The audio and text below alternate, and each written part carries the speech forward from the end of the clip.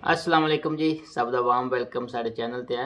अज एक शार्ट जी वीडियो सी है, मुख्तलिफ सवालात है इस कमेंट सैक्शन च जिन्होंने असीं बारी बारी शार्ट करके ब्रीफ करांगे, क्योंकि हर दफ़ा ईजी नहीं होंदा कि कमेंट च बंदा डिटेल ना दसदा फिर भी साढ़े बंदे समझ नहीं आती ना। तो मैं सोचा शार्ट जी वीडियो बनाना। पहला चीज़ तो ऐसी है कि ਜਦੋਂ भी कोई बंदा फैमिली अप्लाई करता है तो वो वास्ते कंट्रैक्ट का की इशू होगा और रेंट का की चक्कर है, मैं थोड़ा जहा ब्रीफ दसांगा। दूसरी चीज़ है वे कि जेडे लोग साडे लड़कियां या लड़के शादी करके अपने नेशनल नाल आते हैं, इत्थे पाकिस्तानी कुड़ी या मुंडा अपने पाकिस्तानी मुंडे कुड़ी नाल शादी करते हैं, आते हैं और फिर आके उन्हों का इशू बन जाता इत्थे आके है और डिवोर्स नहीं होंदी या हो जाती, तो उन्होंने पेपर रिन्यू का की मसला बन सकता है, किस तरह इसनों टैकल कर सकते हैं। तीसरी चीज़ है मकान का कंट्रैक्ट। ठीक है जी, है कि जेड़ा असी फैमिली अप्लाई करने उहदे वास्ते उहदा की चक्कर है, वो भी थोड़ी जी एक दो सवालात है उसने भी डिटेल ना दसांगे। पहली चीज़ तो है कि फैमिली अप्लाई करना, जो भी कोई बंदा फैमिली अप्लाई करता है तो उहदे वास्ते मकान का कंट्रैक्ट पास उहदे कोल हुंदा है, मकान पास करांदा है और बाकी सारे लवाजमात पूरे करता है। लेकिन बाई दा सवाल है कि रेंटा जीरो हो जाता है। मिसाल के तौर पर एक बंदा है, उसने पहले साल का कार्ड लिया, ठीक है जी, उन पहले साल वो फैमिली नहीं बुला सकता, ठीक है जी, और जो ही साल का कार्ड खत्म होया है उन्हें फैमिली अप्लाई करनी है, ठीक है जी। या वो पिछले साल उसने काम नहीं किया लेकिन हुण वो काम कर रहा है और उसने अपने 3 या 6 नोमिना जितनियां भी चाहिए सी वो पूरियां कर लिया। नॉर्मली 6 चाहिए होती, लेकिन 3 के भी कोई बंदे अप्लाई करते हैं, मैं पूछते हैं, मैं कहना अप्लाई कर लो, देख लो कि रिजल्ट आता है, ठीक है जी।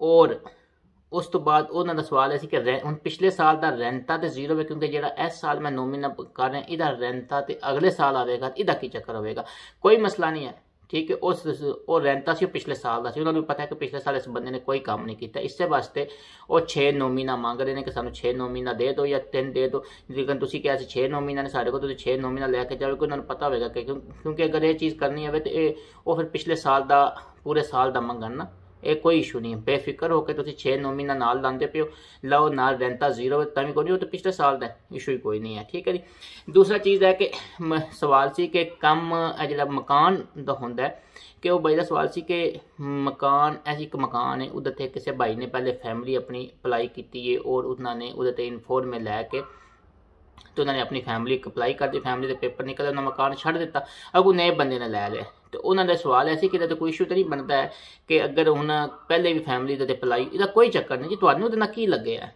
एक बंदा है वो कहना मनु की लगे जी, मैं हूँ कंट्रैक्ट किया, पहले एक बंदे ने 10 काम भी किए तो मेरा की तो वो अपना मकान उस इन्फॉर्म में लै सकता है, कोई इशू नहीं, कोई बिल्कुल ही कोई नहीं, तुम बेफिक्र हो के उस मकान से अपने अप्लाई करो।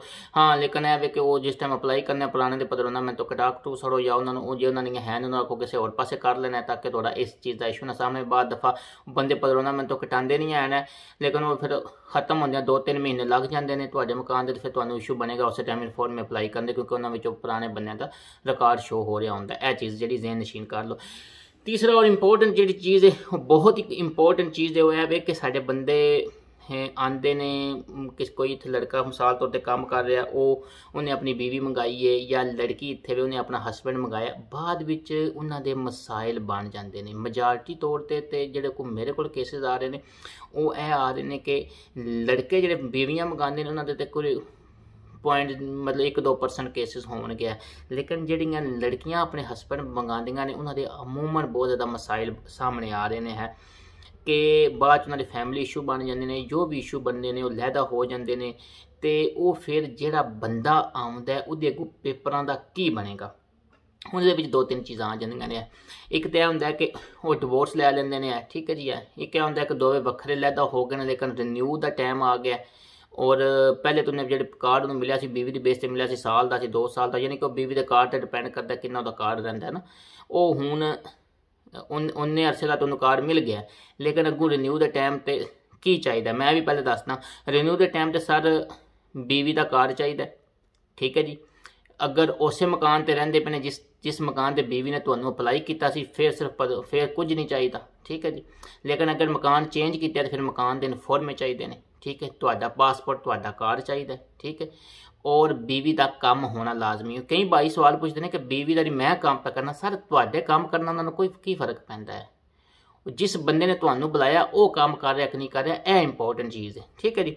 ਹੁਣ ਸਵਾਲ ਇੱਥੇ ਪੈਦਾ ਹੁੰਦਾ ਕਿ ਲੈਦਗੀ ਹੋ ਗਈ ਕੀ ਕੀਤਾ ਜਾਏ ਸਰ, ਉਹ ਫਿਰ ਤੁਹਾਡਾ ਰਿਨਿਊ ਕੇਸ ਨਹੀਂ ਹੋਏਗਾ, ਤੁਸੀਂ ਉਹਦੇ ਤੇ ਇੰਡੀਪੈਂਡੈਂਟ ਕਾਰਡ ਅਪਲਾਈ ਕਰੋਗੇ। ਮੈਂ ਇਹਦੇ ਤੇ ਲੈਦਾ ਵੀਡੀਓ ਵੀ ਬਣਾਈ ਸੀ ਕਿ ਮੈਂ ਹੁਣ ਆਪਣੀ ਬੀਵੀ ਨਾਲ ਨਹੀਂ ਰਹਿ ਰਿਹਾ, ਤੁਸੀਂ ਆਪਣਾ ਕੰਮ ਦਾ ਕੰਟਰੈਕਟ ਲਾਓਗੇ, ਜਿੱਥੇ ਤੁਸੀਂ ਕੰਮ ਕਰ ਰਹੇ ਹੋ ਤੁਸੀਂ 8 ਘੰਟੇ ਦਾ ਕੰਮ ਸ਼ੁਰੂ ਕਰਕੇ, ठीक है जी, अपना कंट्रैक्ट ला के 113 पेपर जमा कराओगे। लेकिन याद रखो कि थोड़ा कोई पुलिस केस ना बने आवे, बीवी ना लिया उन्होंने थोड़े कोई परचा वगैरह ना कराया आवे, यहो जिहा इशू किसी का मार कुटाई तो बचा करो। पाकिस्तान नहीं है थोड़े पेपरों वास्ते, ये वास्ते बहुत इशू बन जाते हैं। ठीक है जी, वो इंडिपेंडेंट कार्ड वीर तुहाडा बनेगा, तुहाडा होर कोई चक्कर नहीं होना है। हाँ, या तो राजीनामा कर लो तो उस बेस ते बीवी की बेस ते पेपर रिन्यू करा लो, परमानेंट लै लो, फिर जान ही छुट जाए हर चीज़ तो।